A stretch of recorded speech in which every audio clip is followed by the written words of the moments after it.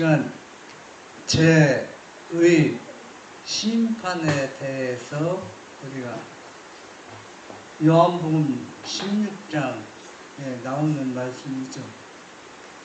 우리가 생각해 보도록 하겠습니다.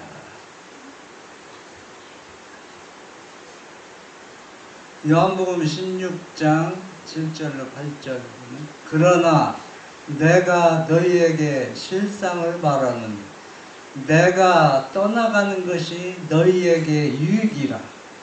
내가 떠나가지 아니하면 보혜사가 너희에게로 오시지 아니할 것이요 가면 내가 그를 너희에게 보내리니 그가 8절 그가 와서 죄에 대하여 의에 대하여 심판에 대하여 세상을 책망하시리라. 이 내용은 우리가 마지막 시대에 주님의 재림을 준비시키는 셋째 천사의 기별에 해당이 됩니다. 그리고 또 이 내용은 마지막 시대에 주어진 것이 아니라 제일 먼저 아담에게 하와에게 주어진 영혼을 구원시키는 기별입니다. 그리고 또 아브라함에게도 주어진 기별이고 또 이스라엘 땅에 예수님이 인성으로 오셨을 때 예수님이 친히 또 이 기별을 주셔서 유대인들을 구원할 기별을 주셨습니다. 그래서 세 천사의 기별이라는 얘기는 마지막 시대에 주어진 기별이 아니라 내용이 처음부터 똑같은 내용이고 진리입니다. 그런데 왜 요한계시록 14장에 보면 세 천사의 기별이라고 했느냐 하면은 예수님이 친히 주신 이 진리가 훼손되고 파손되고 원칙이 너무 썩어서 완전히 바빌론화 되었기 때문에 새로운 기별처럼 등장하게 된 겁니다. 그것이 바로 무슨 기별이라? 세 천사의 기별이라는 얘기입니다. 그래서 세 천사의 기별은 어려운 것도 아니고 이해가 안 되는 기별도 아닙니다.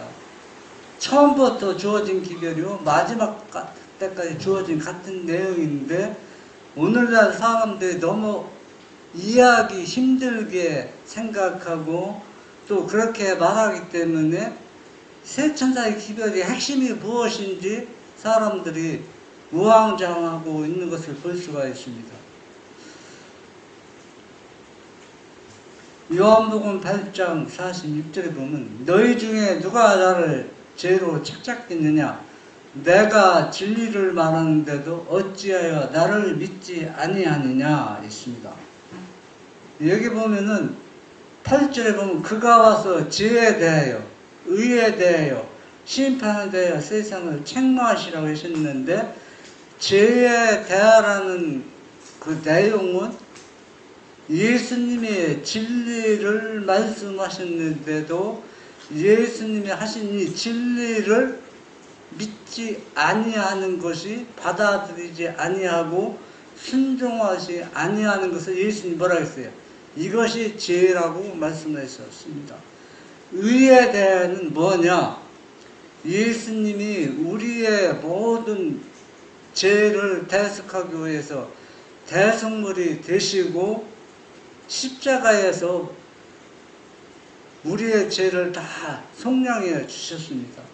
그리고 3일 만에 부활하셔서 나는 부활이요 생명이라고 친히 말씀하시면서 그 무덤에서 나오셨는데 무덤에서 나오시고 40일 만에 하늘에 승천하면서 예수님이 내가 다시 오겠다고 약속하셨는데 그 약속 왜 예수님이 오셔야 뭘 줍니까? 죄를 정복하고 우리의 죄를 속량하시기 때문에 우리도 예수님처럼 죄를 정복하고 승리하기 위해서는 부활하신 그분이 다시 와서 우리를 도와줘야 되는데 그것을 불신하고 믿지 않고 받아들이지 않기 때문에 의에 대해서 사람들이 부정하고 있는 겁니다. 믿지 않기 때문에. 그래서 의에 대하는 얘기는 예수님이 우리에게 의를 주어서 사단을 이길 수 있는 능력을 주신 그 의를 우리가 믿어야 되는 건데 그걸 믿지 않기 때문에 의에 대한 그겁니다. 예수님이 다시 뭐로 오시겠다. 영으로 오신다는 걸 의에 대라고 있고, 심판에 대한 얘기는 이미 예수님이 십자가에 달리기 전에는 사단이 하늘의 왕래에 있었습니다. 그런데 예수님이 십자가에서 다 이루었다고 외치셨을 때 사단은 이미 심판이 끝난 겁니다. 그래서 사단의 정체가 완전히 드러나는 겁니다. 사단의 정체가 완전히 드러나서 심판을 받은 것처럼 하나님이 우리에게 주신 이 현대 진리, 세천사의 기별을 받아들이지 아니하는 사람 모두에게는 사단을 심판한 것처럼 우리를 심판하시겠다는 얘기입니다.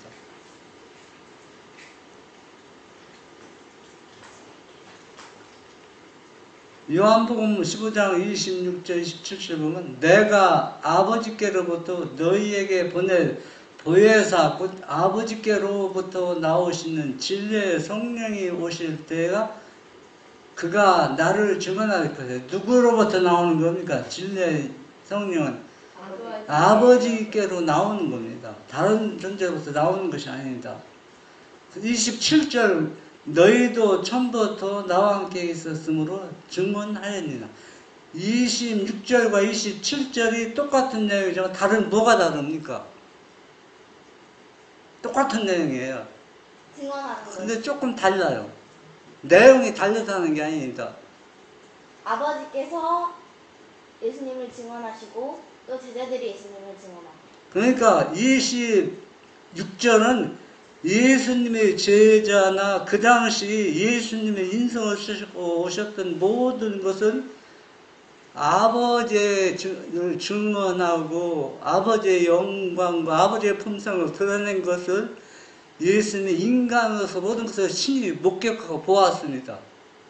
이 사람들에게 뭘 주겠다는 거예요? 아버지로부터 나오는 성령을 내가 너에게 보내겠다 했습니다. 그런데 27절은 확실하게 못을 박았습니다. 너희는 처음부터 뭐입니까? 나와 함께 있었다는 얘기입니다. 그러니까 예수님이 승천하시고 영을 부어주기 전부터 누구는 제자들은 나와 함께 있었다는 얘기입니다. 그러므로 너희는 증언하느니라. 그러니까 예수님의 제자들은 처음부터 나와 함께 있었다는 얘기입니다. 예수님 십자가에 돌아가기 전에도 이미 이 제자는 무엇을 받은 거예요? 성령을 받았고, 예수님이 성령이 바로 예수님 자신이라는 것을 예수님이 친히 확실하게 못 박아서 말씀해 주시는 겁니다. 그 내용이 안 그렇습니까? 여기에서 거짓말 할 수가 없어요. 너희는 처음부터 하겠습니다. 처음부터 시작부터 나와 함께 있었으므로 나를 증거했다고 했습니다. 그러니까 우리가 요한복음에 다른 보혜사를 너에게 보냈다는 얘기는 예수님 위에 다른 보혜사가 아니고 제자들과 함께 하셨던 그 인성을 쓰셨던 그분이 바로 뭐라? 다른 보혜사로 다시 이 땅에 오신다는 얘기입니다. 그분이 모든 죄를 속죄하시고 부활하신 그분이 또 새 천사의 기별을 능력 있게 전하기 위해서 부활하신 그분의 다시 이 땅에 오시는 겁니다. 이제는 인성을 가진 육체로 오시는 것이 아니라 뭡니까? 눈에 보이지 않는 영으로 우리에게 오시겠다는 그 말씀을 확실하게 지금 하고 있는 겁니다. 요한복음 16장 1절 2절을 보면 내가 이것을 너희에게 이르면 너희로 실족하지 않게 하려 함이니. 이 사람들이 많은 사람들이 실족하는데 유대인들이 실족했죠. 왜? 예수님을 거절하고 받아들이지 않기 때문에. 그리고 제자들에게 말하는 겁니다. 내가 먼저 너희에게 이름은 내가 이제는 이 땅을 떠나고 하늘로 올라가면은 너희가 잘못하면 실족할 수 있으니 실족하지 않기 위해서 내가 전한 이 진리는 뭡니까? 예수님은 하나님의 신의 하나님 자신이고 또 하나님의 아버지의 아들이라는 얘기입니다. 이것을 너희가 실족하지 말라는 얘기입니다. 그래서 이 진리 때문에 너희가 어때요? 너희를 출교시킬 뿐 아니라 때가 이르면 너희를 죽이는 것이 하나님을 잘 섬기고 경배하는 일을 할 것이다. 유대인들이 그렇게 했잖아요. 하나님을 잘 믿고 경배하는 것이 예수님을 믿는 사람들을 죽이는 것이 하나님을 잘 경배하고 믿는 거라고 생각했습니다. 너희는 절대로 그런 뭘 하지 마라. 실족을 잘못을 저지르지 말라는 얘기입니다.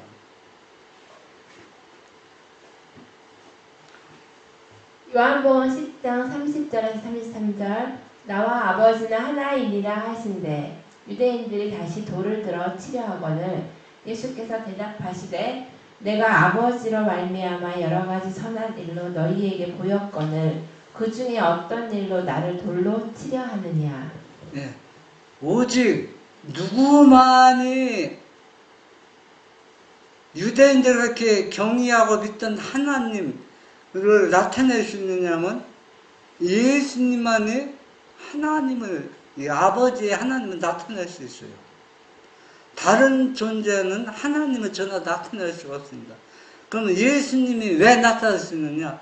아버지 품속에서 나왔기 때문에 예수님만이 하나님을 증거가 나타나는 겁니다.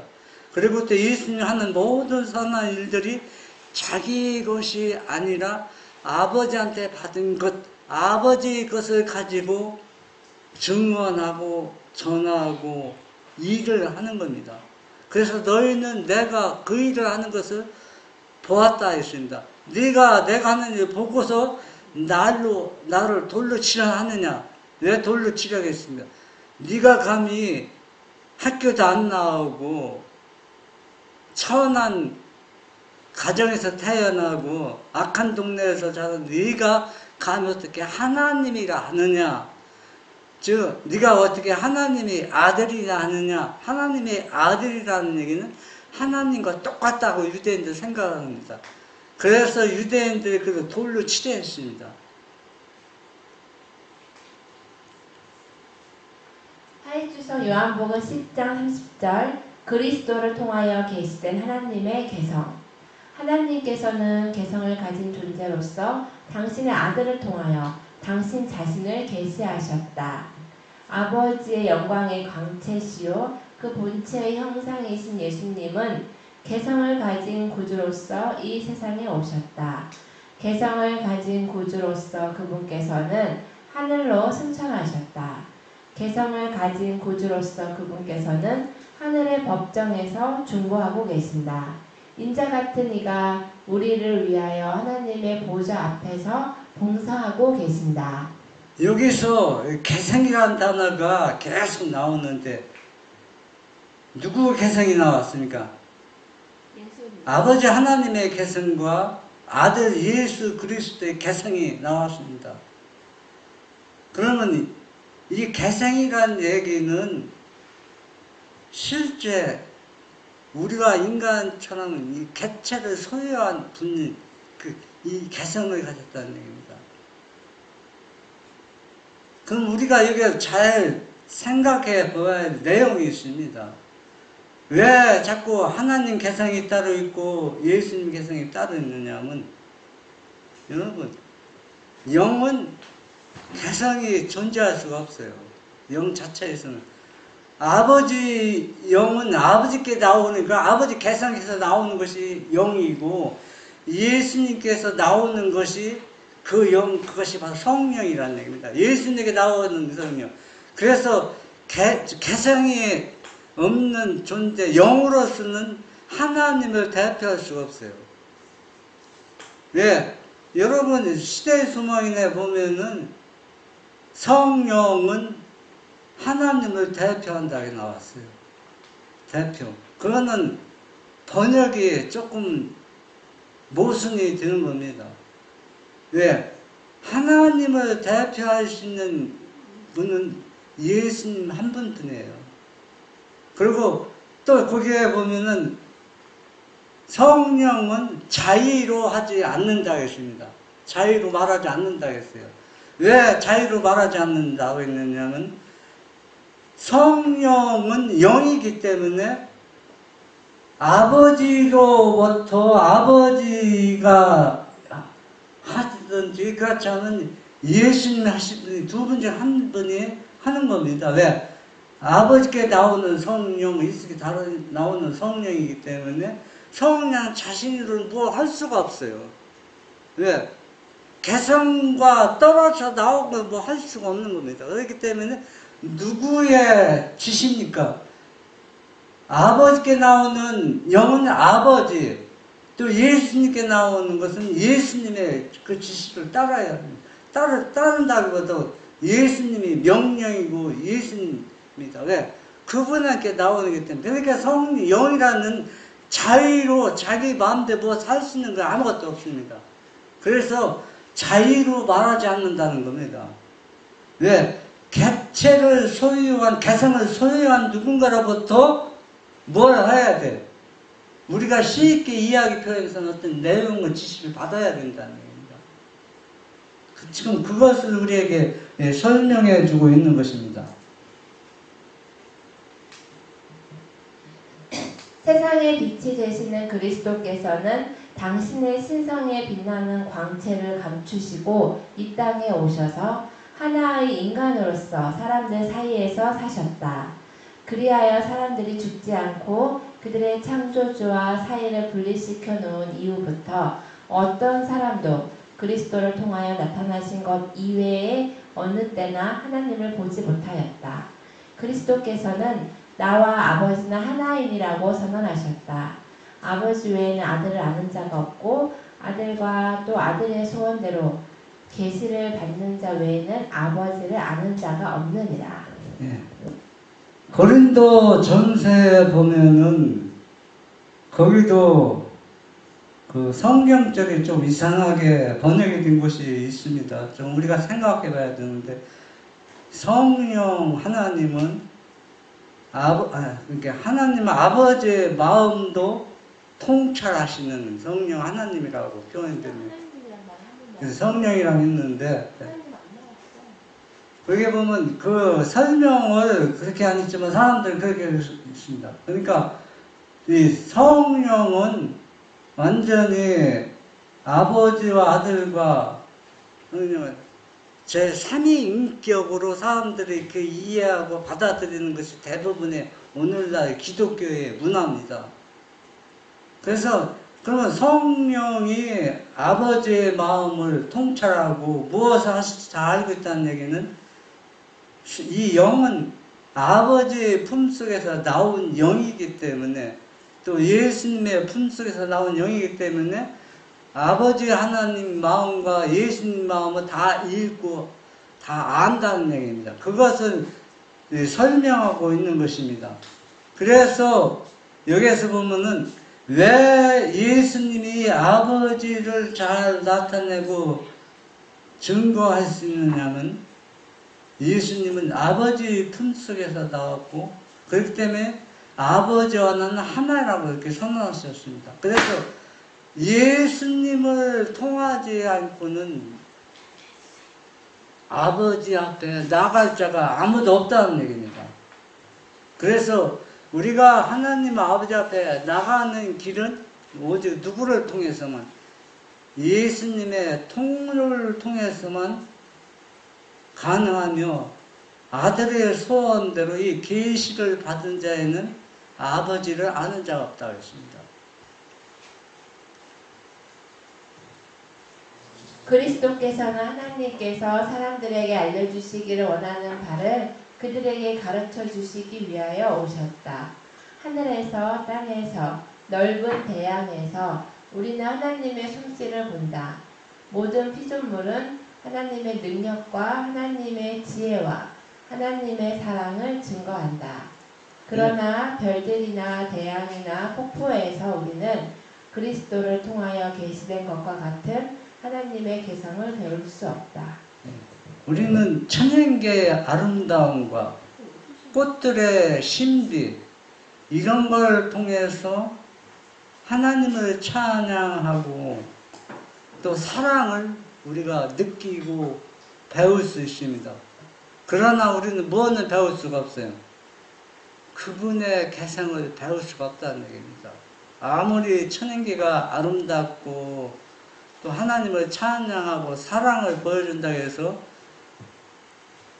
그분의 개성을 겉으로 표현하면 어떻게 얘기할 수가 있어요?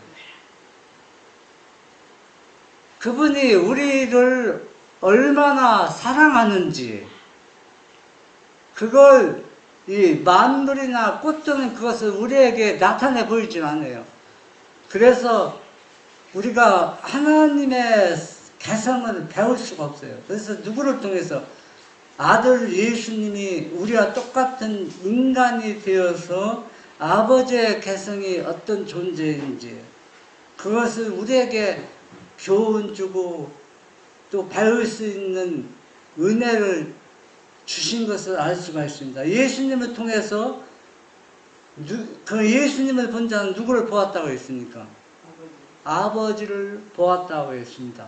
그러면 아버지가 우리를 얼마나 사랑하고 있는지를 누구를 통해서 알 수 있냐면 아들 예수님을 통해서 확실하게 이해하고 알 수 있다는 겁니다. 하나님께서는 당신의 개성과 품성을 다같이 묘사하기 위하여 천연계보다 더욱 분명한 계시가 필요함을 아셨다. 그분께서는 당신의 아들을 이 세상에 보내셔서 볼 수 없는 하나님의 본성과 속성을 인간의 눈으로 볼 수 있게끔 나타내셨다. 예, 왜 예수님이 우리와 똑같은 인간이 되어서 이 땅에 오셨는가를 우리가 여기에서 분명히 설명해 주고 있습니다. 히브리서 2장 18절에 보면 그가 시험을 받아 고난을 당하셨은 즉 시험 받는 자들을 능히 도우실 수 있느니라. 그리고 4장 7절에는 4장과 7장에 보면 예수님은 무슨 장이라고 했어요? 대제사장이라고 했습니다. 대제사장. 대제사장은 무슨 장? 나도 모르겠다. 예수님이 무슨 장이 대리세상? 대제사장은 누구한테 직접 나갈 수 있어요? 하나님께 직접 나가는 겁니다. 하나님께. 누구의 도움이 필요가 없습니다. 그래서 예수님이 인간이 되어서 우리가 당할 시험을 예수님이 다 받았습니다. 또 우리가 당할 고생도 당하셨습니다.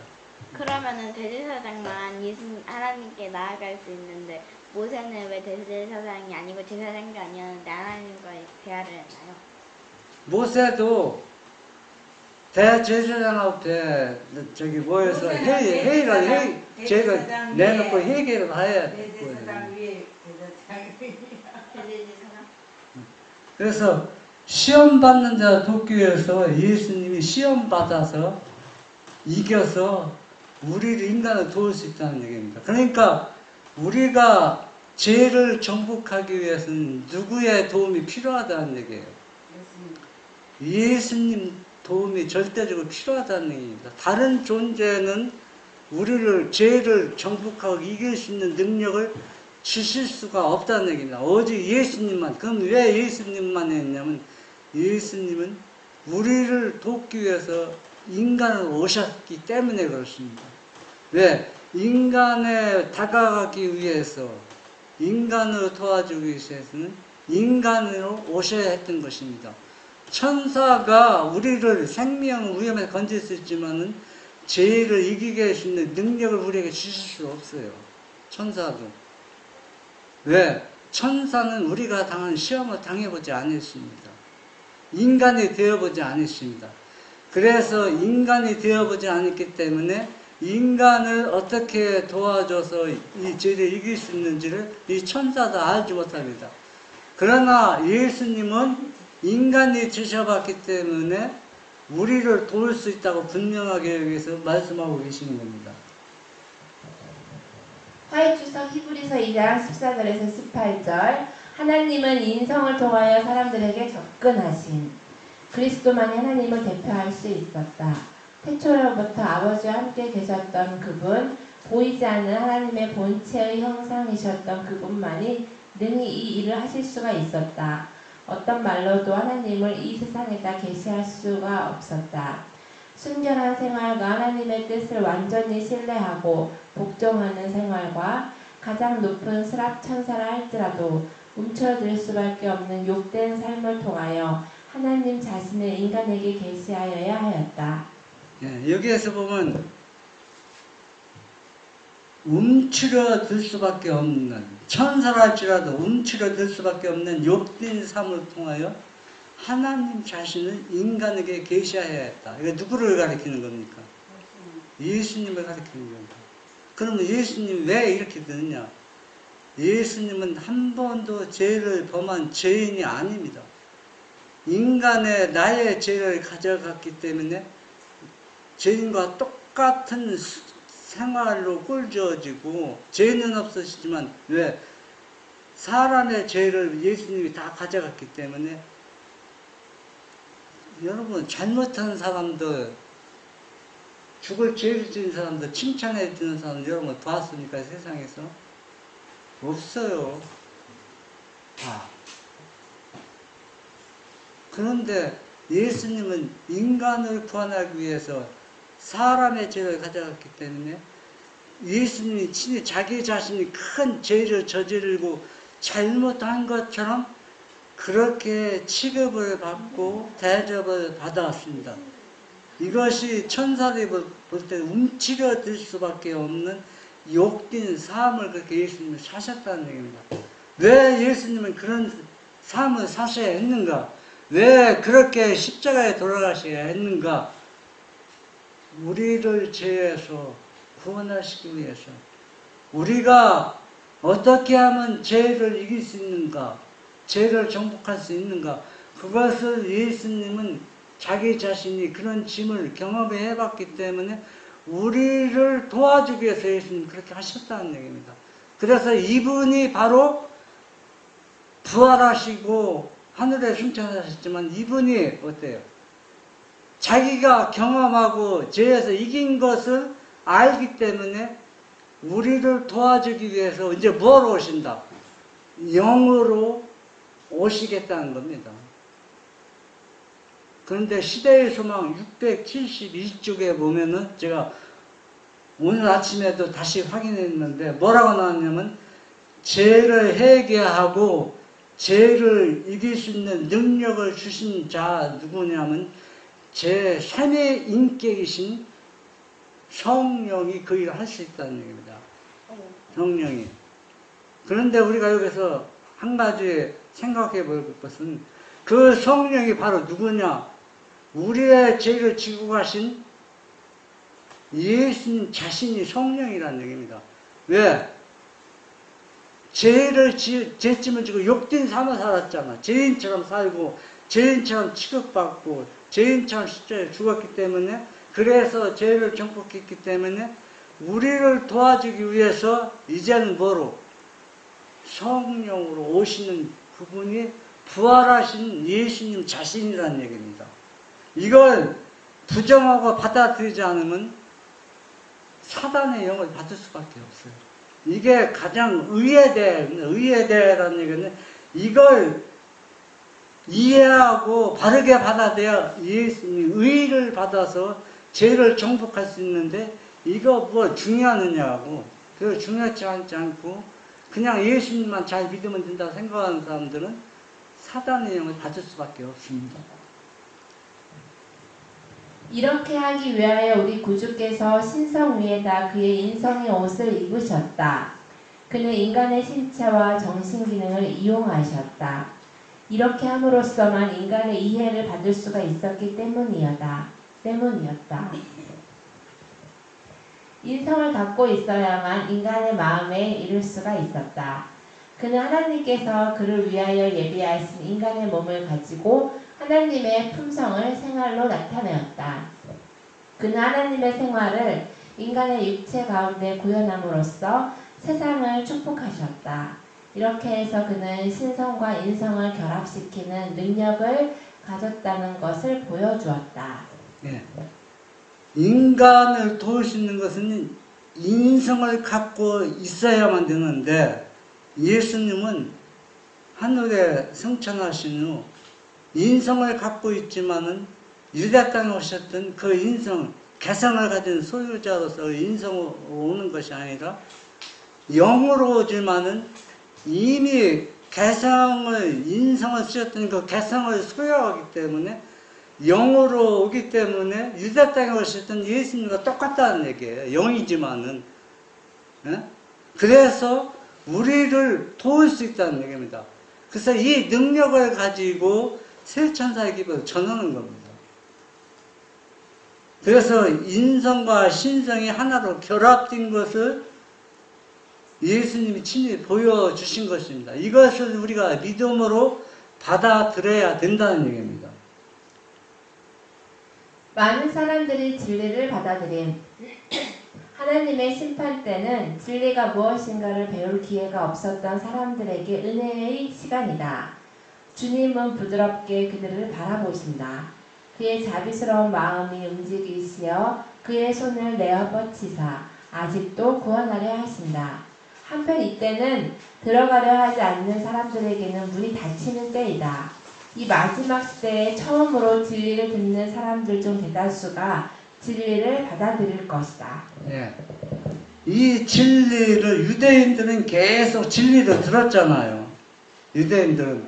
그런데도 계속 예수님을 받아들이지 않고 영접 거절했는데 이방인들은 처음 그 말 진리 들었을 때 받아들였습니다. 마지막 때도 똑같은 현상이 일어날 것입니다. 이 새 천사의 기별을 전할 때 처음 이 진리를 듣는 사람들, 많은 사람들이 이 진리를 받아들이고 예수님을 영접하고 주님의 재림을 준비하고 있다는 얘기입니다. 곧 깨닫게 될 것임. 화해주석 계시록 14장 6절에서 12절. 계시록 14장은 깊은 흥미를 자아내는 장이다. 우리는 이 성경 말씀의 모든 뜻을 곧 깨닫게 될 것이다. 계시자 요한에게 주어진 기별들은 분명한 말로 반복될 것이다. 그런데 계시록 14장 6절 12절 새 천사의 기별은 아담에게 주어진 기별이고 아브라함에게 주어진 기별이고 에녹에게 주어진 기별이고 모든 사람들이 이 기별을 받아들이고 구원을 얻었습니다. 그러니까 거의 6000년 동안 같은 내용, 같은 진리가 전해졌는데 왜 14장을 이제 마지막 시대 주님의 재림을 기다리고 준비시켜야 할 마지막 시대에 살고 있는 사람들이 이 기별 내용을 왜 이해 못할까? 간단합니다. 이 진리가 거의 소멸되었어요. 왜곡되었다는 얘기입니다. 1260년 동안 핍박받고 어름당하고 또 진리도 사는 사람들 순교당하고 그래서 이 진리가 완전히 훼손되어서 이 진리를 바르게 이해하는 사람들이 거의 없어요. 그 예를 들어서 예수님이 인성을 쓰시고 2000년 전에 유대 땅에 오셨을 때 예수님을 하나님의 아들로 받아들이는 사람이 많이 있다? 없다? 소수의 사람만이 그분을 하나님의 아들로 받아들이고 믿었다는 얘기입니다.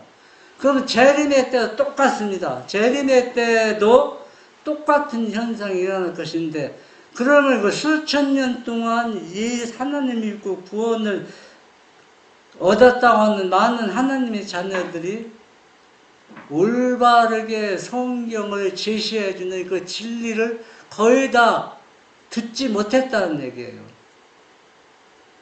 유대인들도 어떤 선행을 통해서 어떤 행위를 통해서 구원을 얻고자 얼마나 몸부림쳤습니까? 그래서 나는 일주일에 뭐 몇 번 금식하고 또 나는 성경을 얼마나 읽었는지 8장에 완장에 표시를 해놓고 그렇게 믿음의 생활을 했습니다. 그러니까 진리가 완전히 훼손되어서 진리가 무엇인지 알지 못했다는 얘기입니다. 그리고 또한 1260년 동안 핍박과 어려움 당하면서 성경을 전혀 보지도 못하고 듣지도 못하고 읽지도 못하고 그렇게 되어서 1843년에 재래운동이 일어났을 때 그때 종교개혁이 일어났지만 완전히 종교개혁이 이루어지지 못했습니다. 그때 완전하게 종교개혁이 이루어졌다면 예수님 재림을 하셨을 겁니다. 그러나 그때는 너무 미비하게 일어난 겁니다. 진리가 세천사 기별이 완전히 선포되지 못했다는 얘기입니다. 그래서 1843 재래운동이 많은 사람들이 회개하고 하나님께 돌아왔지만은 다 예수님 재림하시지 않다. 다 떠나가고 얼마 남지 않는 사람들이 그 사람들이 교회가 형성되는데 재림교회가 형성되었습니다. 그런데 그 당시 재림교회가 형성되었을 때 이 사람들 진리가 알았습니까? 진리를 거의 소멸되었습니다. 어떤 행위를 통해서 구원을 얻고자 많은 사람들이 그렇게 하나님이 믿었습니다. 또 제7회 안식일 예수 재림교회가 교회가 따로 탄생했지만은 이 제7회 안식일 재림교회 초기에도 몇십 년, 수십 년 동안 뭘 이해 못했어요? 율법과 믿음을 조화시키지 못했습니다. 그래서 한쪽으로 어떤 율법에 치우쳤다는 얘기입니다. 한쪽으로 치우쳐서. 그래서 엘렌지 화이트 여사가 믿음으로 말미암은 의를 얘기했지만 사람들이 이걸 받아들이지 않는 겁니다. 거의 안 받아들여요. 유대인들이 예수님을 하나님의 아들로 받아들이지 않는 것처럼 제7회 안식일 예수 재림교회도 수십 년 동안 믿음으로 말미암은 의를 안 받아들이는 겁니다. 이 똑같은 현상이 이 역사가 계속 재림 때까지 반복되고 있습니다. 그래서 이 세 천사의 기별은 바로 뭐냐? 그럼 첫째 천사의 기별과 둘째, 셋째 천사의 기별이 뭡니까? 여러분이 잘 알고 있는 그 내용입니다. 다른 기별이 아니에요. 영혼의 운명을 결정하는 기별, 이 기별들을 바르게 이해하는 것은 매우 중요한 일이다. 모든 영혼들의 운명은 이 기별들을 받아들이는 태도에 달려있다. 나는 이 기별의 시종을 다시 살펴보게 되었는데 하나님의 백성들이 겪는 경험들을 보았다. 아담이 무엇을 통해서 구원을 얻었습니까? 영생을 얻었습니까? 여러분이 아는 내용. 누구를 믿고 있습니까?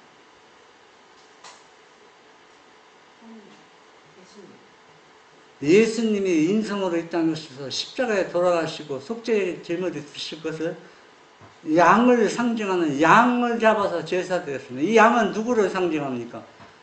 예수님을 상징합니다. 이걸 통해서 용서받고 구원을 얻었습니다. 아브라함도 그랬고, 아브라함은 믿음의 실체를 경험한 사람입니다. 왜? 자기 아들을 제물로 드리라는 것을 명령을 받았기 때문에 이게 하나님의 명령이 있잖아요. 그렇기 때문에 복음의 실체, 또 예수님, 하나님의 아들 예수님이 모리아 산에서 이삭의 제물로 드려진 것처럼 하나님의 아들 예수 그리스도가 이 땅에 오셔서 제물이 될 것을 아브라함이 친히 보았습니다. 이게 바로 세 천사의 기별입니다. 다른 게 아니에요. 이 기별이 우리를 구원해 주는 겁니다. 이것을 바르게 이해하는 것이 얼마나 중요한가 가르쳐주고 있습니다.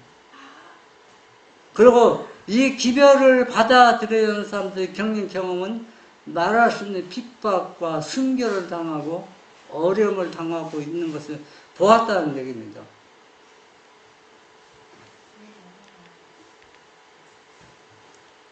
요한일서 2장 18절 보면 아이들아 지금은 마지막 때라 적그리스도가 오리라는 말을 너희가 들은 것과 같이 지금도 많은 적그리스도가 일어났으니 그러므로 우리가 마지막 때인 줄 아노라.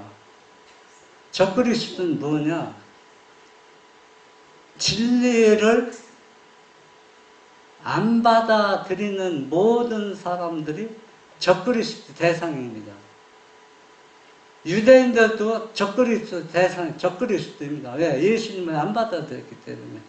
마지막 시대에도 이제는 두 부류로 구분되는 겁니다. 하나님의 인을 받은 사람과 짐승의 표를 받은 사람들은 적그리스도는 다 짐승의 표를 받게 되는 겁니다. 새 천사의 신분을 밝힘. 그리스도는 구원에 이르게 할 능력을 가지고 재림하신다. 이 사건에 대비해서 사람들을 준비시키기 위하여 그분은 첫째와 둘째, 셋째 천사의 기별을 보내셨다. 이 천사들은 진리를 받은 사람들을 대표하며 세상에다 복음을 힘있게 증거하는 사람들을 대표한다. 여기에서 재림이 우리를 구원해 주는 게 아닙니다.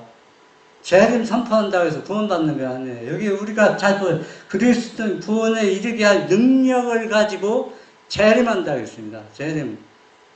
재림 자체가 우리를 구원하는데, 그런데 이 능력을 가지고 예수님이 재림하면 우리 구원받을 사람은 어떤 사람이냐?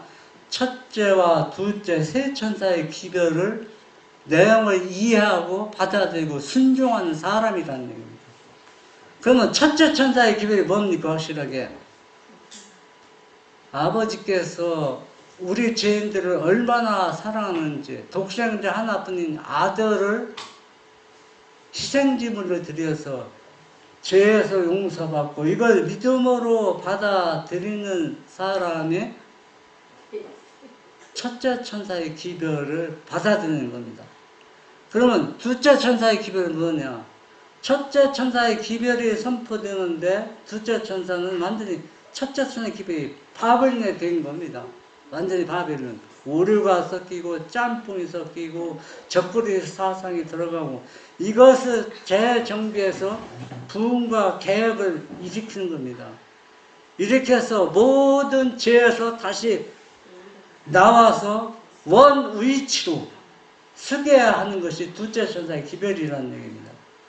그러면 셋째 천사의 기별은 뭐냐? 이제는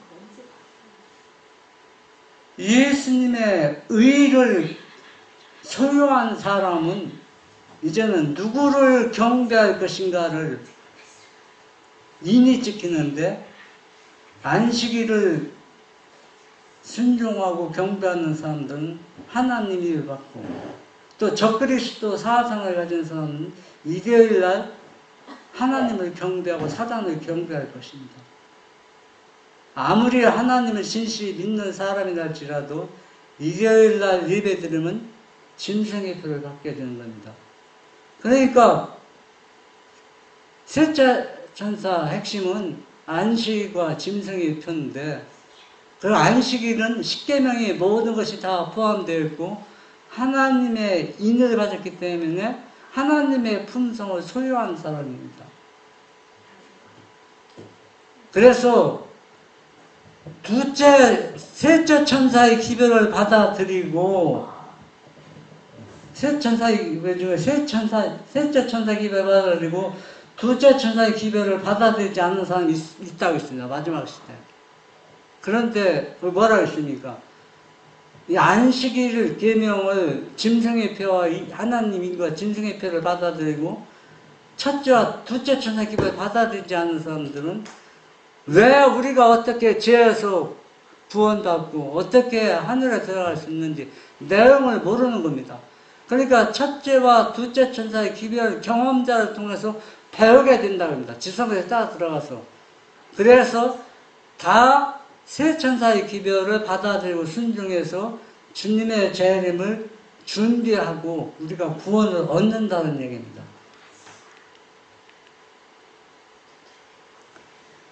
화이트로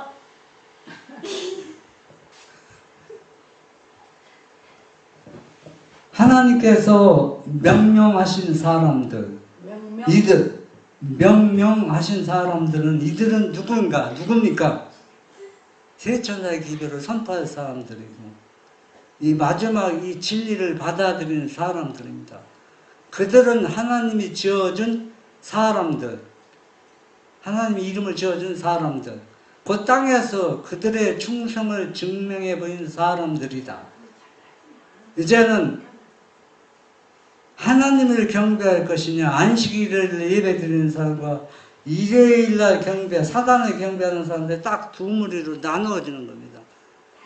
나눠지는데 하나님의 의를 받지 못한 사람들은 철저하게 안식일을 지켰던 사람도 일요일날 짐승의 배가 들어 사단을 경배하러 간다는 얘기입니다. 왜? 그 속에 뭐가 있기 때문에 하나님의 품성이 형성되지 않았습니다. 하나님의 품성은 새 천사의 기별을 완전히 순종하는 사람들이 하나님의 품성이 형성된다는 얘기입니다. 하나님의 계명을 지키며 예수의 증거를 가진 자들이며 십자가에 못 박히신 분을 그들의 구주로 모신 자랍니다. 그러면 이 십자가에 못 박히신 분을 그들의 구주로 모신 자라는 무슨 내용이냐면 그 배경은 하나님의 아들을 믿는 믿음이라는 얘기입니다. 그래서 옛날이나 지금이나 하나님의 아들로 예수 그리스도를 받아들이고 믿는 사람은 많은 핍박과 조롱과 어려움을 당하고 있습니다. 지금은 그냥 어중간하게 어떤 핍박이 없지만 그러나 이제 조금 있으면 확실히 당신은 예수님을 하나님의 아들로 믿습니까? 안 믿습니까? 그걸 뭐로 결정한다? 새 천사의 기별을 결정하는데 안식일과 일요일로 구분한다는 얘기입니다. 우리는 예수님이 제자들에게 주신 그 진리를 오늘 우리에게 예수님이 주셨습니다. 이 진리를 그 당시 예수님 제자들 초기에 출교당하고 어려움당한 것처럼 우리가 출교당할 수 있어요. 이 진리를 믿고 순종하면. 그럴지라도 우리는 제자들처럼 그분의 말씀을 순종해서 머지않아 주님께서 이 땅에 오실 때 주님을 반가이 영접하는 진실한 하나님의 자녀가 되시길 바랍니다. 아멘.